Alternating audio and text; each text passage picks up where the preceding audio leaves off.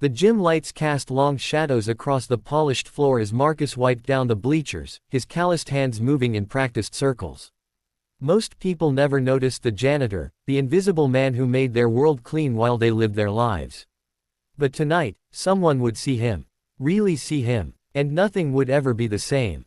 Marcus Chen had become invisible by necessity, not choice.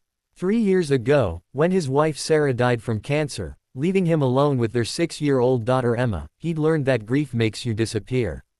People looked away from widowers, unsure what to say, uncomfortable with raw pain.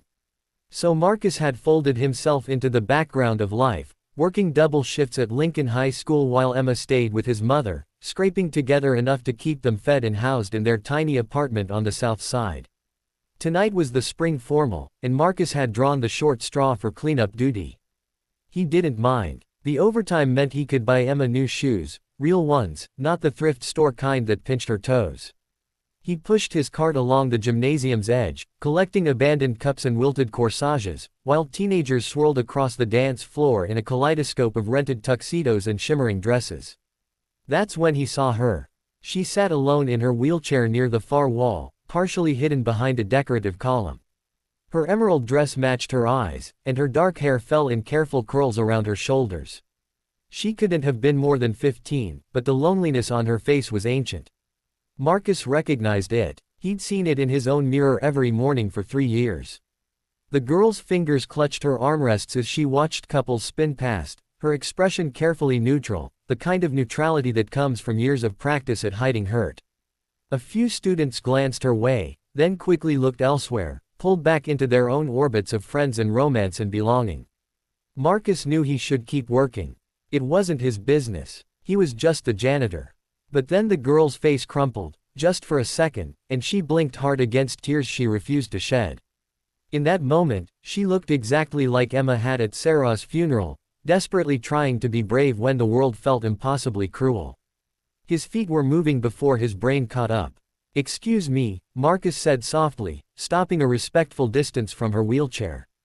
"I'm Marcus. I was wondering if you might do me the honor of a dance." The girl's eyes widened in shock.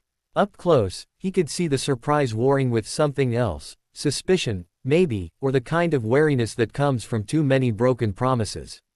"You're serious?" Her voice was barely audible over the music. "Completely serious." Marcus smiled, the kind of genuine smile he usually reserved for Emma. "I've been pushing a mop around all night, and my daughter would tell you I'm a terrible dancer. But I figure we could probably manage something together." A trembling smile touched her lips. "I'm Lily. Nice to meet you, Lily." Marcus positioned himself beside her wheelchair. "Now, I've never done this before, so you'll have to tell me if I'm doing it wrong. But I was thinking, if it's okay with you, I could push your chair, and we could move to the music. You can be in charge of the steering." Lily's laugh was watery but real. "That sounds perfect." As they moved onto the dance floor, Marcus felt eyes turning toward them.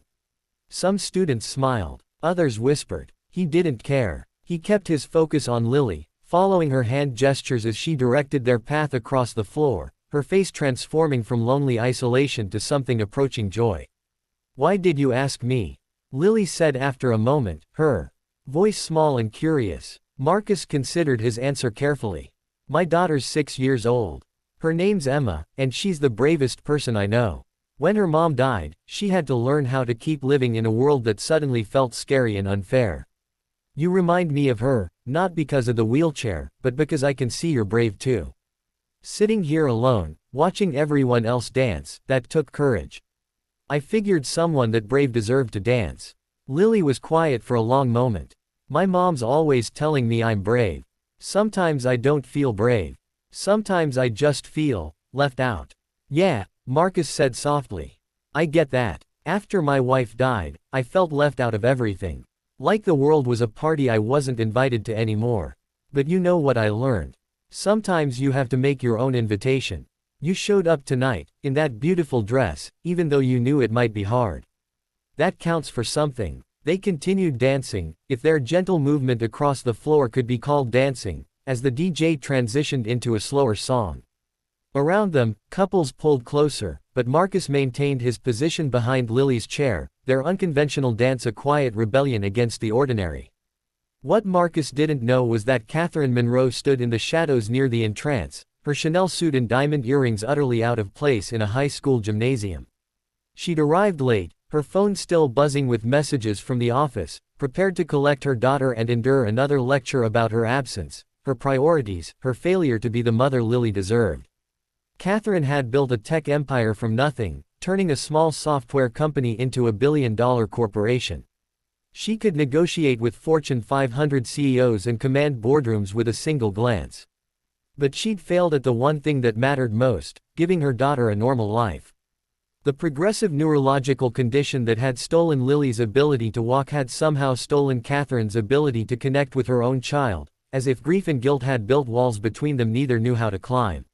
She'd expected to find Lily alone, bitter, ready to weaponize her mother's absence into another fight.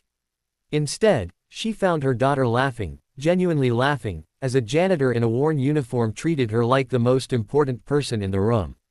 Catherine watched as the song ended and Marcus carefully wheeled Lily back to her spot. She watched as he knelt beside the wheelchair, talking to Lily with the kind of attention most people reserved for celebrities or bosses. She watched as her daughter's face glowed with something Catherine hadn't seen in months, happiness. As Marcus stood to leave, Lily caught his hand. "Thank you," she whispered. "For seeing me. You're pretty hard to miss," Marcus said with a wink. "That's a spectacular dress." Catherine approached as Marcus turned to go, intercepting him before he could disappear back into invisibility. "Excuse me," she said, her voice carrying the authority of someone used to being obeyed. "I'm Catherine Monroe, Lily's mother." Marcus's eyes widened slightly, recognition flickering across his face. Even janitors read the business section occasionally. "Ma'am, your daughter's wonderful. You should be very proud." "I am." Catherine's throat tightened unexpectedly. "I want to offer you something. A job. Head of Facilities Management for Monroe Technologies. 6 figures, full benefits, college fund for your daughter."